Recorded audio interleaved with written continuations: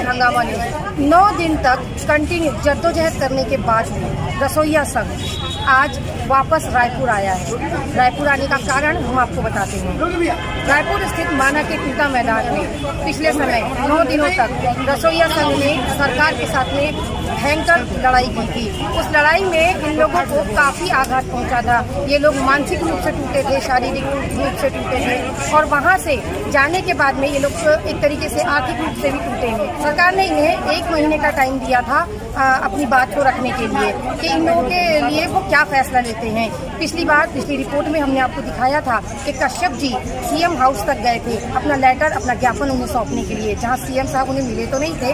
उन्होंने अपना लेटर किसी और को वहां दिया था और उन्होंने उन्हें आश्वस्त किया था कि वो 1 महीने बाद इन्हें जवाब देंगे। 1 महीने से ऊपर का समय लगभग हो चुका है और सरकार ने अभी तक इन्हें कोई जवाब नहीं दिया है। ये लोग मनरेगा की मजदूरी चाहते हैं, ये लोग अपना हक मांगते हैं, लेकिन सरकार को शर्म नहीं आती है। 9 दिन तक सरकार की नाक में दम करने के बाद जब सरकार थक गई, हार गई, तो इन्हें जबरदस्ती माना के टीका मैदान से निकाल कर फेंक दिया गया था।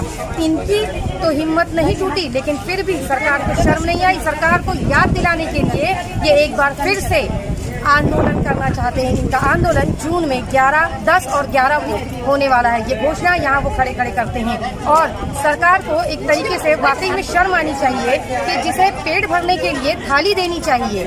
मनुष्य थाली खा करके अपना हाथ चाट करके अपना पेट भरता है और संतुष्ट होता है, और सरकार उस संतुष्टि के बजाय उसे सिर्फ और सिर्फ मुंह के स्वाद के लिए एक लॉलीपॉप थमा रही है कि हम तुम्हें 1 महीने बाद जवाब देंगे। सरकार निकम्मी है। ऐसी सरकार को गिराने के लिए ये लोग दम रखते हैं। आज इन्होंने यहाँ तक कहा है अपनी बाइट में कि ये टेढ़ी उंगली करना जानते हैं। ये लोग वाकई रसोइया संघ के हैं। ये लोग रसोइया है। ये लोग दूध और घी से, दही से खेले हुए लोग हैं। जब ये घी बनाना जानते हैं तो घी को निकालना भी जानते हैं। आइए इनसे बातचीत करते हैं, इनकी समस्याओं को जानते हैं। सरकार ने अनुपूरक बजट में जी क्या आप लोगों की मांग शामिल करने की बात कही थी? नहीं, ऐसे अभी तक सरकार की तरफ से कोई मैसेज या कोई जानकारी हम लोगों के पास में अभी तक नहीं आया है।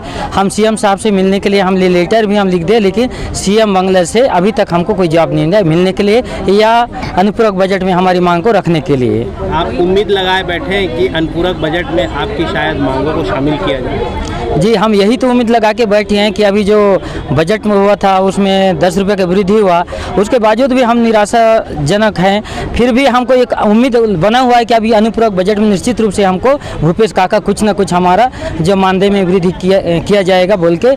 यदि नहीं करता है तो 10 और 11 जून को हम आंदोलन करने की तैयारी में हैं। और दूसरी बात यह है कि उसके बावजूद भी नहीं होता है तो हम जो घोषणा पत्र में दिया गया है कि हमारी सरकार आने पर रसोइया को मनरेगा की मजदूरी देंगे बोल के, यदि नहीं होता है तो हम निश्चित है कि हमारी संगठन कोर्ट की दरवाजा खटखटाने के लिए तैयार है। और उसी उद्देश्य को लेकर आज प्रदेश स्तर की धरना यहाँ पर बैठक का आयोजित किया गया है। तो कोर्ट में क्या लेकर के जाएंगे आप? सर, हम यही वहाँ जाएंगे, बोलेंगे कि हमको सरकार 1 दिन का मतलब हमारी जो मजदूरी है उसमें मात्र 60 रुपये मिलता है, और उसमें घोषणा पत्र में ये दिया गया है कि हमारी सरकार आएगा तो हम रसोइया को मनरेगा की मजदूरी देंगे बोल के। और आज हर व्यक्ति गांव में, शहर में जहां भी आज मजदूरी करता है तो उसको मनरेगा की मजदूरी 221 रुपये मिलता है। अब हम शासकीय प्राथमिक शाला में मध्याह्न भोजन बना रहे हैं तो आज हमको 1 दिन का 60 रुपया मजदूरी दिया जा रहा है। तो कहीं ना कहीं हमारे साथ में छलावा किया जा रहा है राज्य सरकार की ओर से। उसी से हम सर, मेरा नाम है रामराज कश्यप, छत्तीसगढ़ स्कूल मध्याह्न भोजन रसोइया संयुक्त संघ का प्रदेश अध्यक्ष। आप लोग जो है अब किस मांगों को लेकर के राज्य सरकार के सम्मुख आने की कोशिश कर रहे हैं और क्या मांग रख रहे हैं भूपेश बघेल जी? जी, हम लोग का रसोइया संघ का मांग ये है सर कि हम लोग को कलेक्टर दर से सरकार हम लोग के लिए प्रावधान करे, क्योंकि अभी जो सरकार जो लिया था घोषणा पत्र में, जन घोषणा पत्र में लिया था, उसमें मनरेगा दर से रसोइया को देंगे बोल के, लेकिन आज रसोइया को सरकार दिया तो जरूर, लेकिन उसमें केवल लॉलीपॉप ही खाने के लायक दिया है और ना ही हम लोग को पेट भरने के लायक नहीं दिया। तो इसलिए हम सरकार से यही निवेदन करते हैं कि अभी जो अनुपूरक बजट है उसमें हम लोग की मांग को पूरा करें। हम यही आशा करके आज हम सरकार से निवेदन करते हैं और अगर इसी आशा से हम लोग अभी आने वाला जो अभी समय है 10-11 जून को 2 दिवसीय हम लोग हड़ताल भी करेंगे। यहाँ आज के जो प्रदेश स्तर का जो बैठा गया था, इसमें अहम 2 मुद्दे पर हम लोग का चर्चा हुआ है 2 दिवसीय हड़ताल करने का, और उसमें हड़ताल करने के बावजूद भी शासन हम लोग की मांग पूरा नहीं कर रही है। तो जन घोषणा पत्र में हम लोग को मनरेगा दर से करेंगे बोल के बोला गया था सरकार।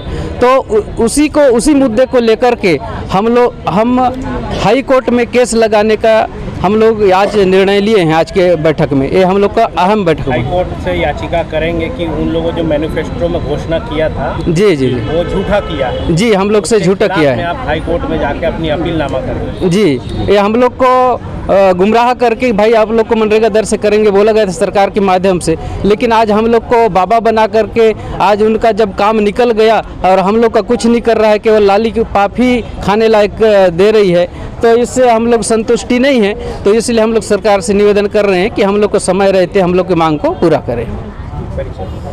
मेरा नाम मेघराज बघेल है, छत्तीसगढ़ स्कूल मध्याह्न भोजन रसोई संयुक्त संघ का प्रदेश सचिव। पिछली बार जब आप लोगों ने आंदोलन किया तो सरकार ने आप लोगों को आपका आंदोलन खत्म करने के लिए कौन सी रणनीति अपनाई? सरकार ने बोला था सर हम लोग को कि 1 महीने का मोहलत दीजिए, 1 महीने के बाद हम आप लोग को बताएंगे, पुनः बुलाएंगे आप लोग के पदाधिकारी को और हम आपके ही पक्ष में बात रखेंगे, ऐसा करके बोले थे। लेकिन 1 महीने से ज़्यादा हो गया सर। हमारे प्रांत वाले जो भी हैं मिलने के लिए फ़ोन कर रहे हैं, फ़ोन पे ही जब आ रहा है कि शासन के पास अभी टाइम नहीं है, मुख्यमंत्री जी कर्नाटक गए हैं, अभी उनके पास टाइम नहीं है। यही करके हम लोग को बस गुमराह किया जा रहा है सर, और कुछ नहीं आगे। अभी तक के कोई सूचना अभी तक हम लोग के पास नहीं पहुंची सर, इसलिए हम लोग ना फिर से अभी आंदोलन करना चाहते हैं। कब से शुरू करेंगे आंदोलन? 10-11 से स्टार्ट करेंगे। बाद अगर जो अनुपूरक बजट में आपकी मांगों को नहीं रखा गया तब क्या करेंगे? हम शासन को गिरा देंगे सर इस बार भी। किस प्रकार? सामने चुनाव आ रहा है सर, चुनाव पे तो दिखा देंगे हम लोग। आगामी जो आप लोगों का कदम क्या होगा सरकार के खिलाफ या सरकार के पक्ष में? सर अभी चुनाव आने वाला है, चुनाव में हम लोग भी सीधी उंगली से तो घी नहीं निकलता है, उंगली टेढ़ी करना पड़ता है। तो उंगली टेढ़ी करके इस बार घी निकाल के देखेंगे, शासन को गिराएंगे। मतलब आप लोग उंगली टेढ़ी करने के लिए तैयार है सर? हम उंगली टेढ़ी करने के लिए, गांव में क्या दूध दही का एक्सपीरियंस है ना सर हम लोग को। अच्छा, तो वही टेढ़ी उंगली करके शासन को दिखाएंगे, सबक सिखाएंगे सर सरकार को भी। अपना परिचय दीजिए। सरिता मानिकपुरी, कांकेर जिला से।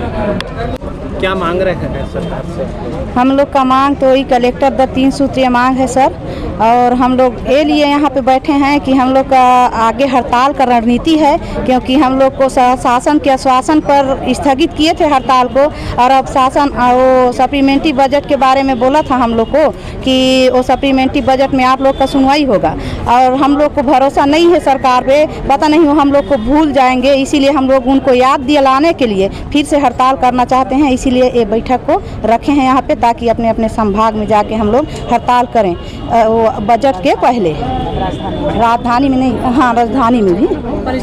संगीता तिवारी मेरा नाम, प्रेम नगर ब्लॉक है, जिला सूरजपुर। सरकार से किन मांगों को लेकर के आप सम्मुख? सरकार से तो बस यही मांग है कि हमारा जो मानदेय है उसमें बढ़ोतरी करें। हम सरकार से कुछ उम्मीद नहीं रखते, बस इतना ही उम्मीद रखते हैं कि सरकार जो है हमको मनरेगा के रेट में जो है हमको दे दें। अगर सरकार हमारी मांगों को अनसुना करती है तो हाई कोर्ट याचिका के लिए भी फिर तैयार बैठे हैं। जो घोषणा पत्र में जो लिख के दिए थे, जो भी मंत्री वहाँ घोषणा पत्र में लिख के दिया है, विधायक लोग जो भी दिए हैं वो उन्हीं के खिलाफ होगा। मैं शिव्या पदमवार, छत्तीसगढ़ स्कूल मध्याह्न भोजन रसोइया संघ की उपाध्यक्ष। बेहतरीन खबरों के लिए बने रहे हमारे साथ और देखते रहिए।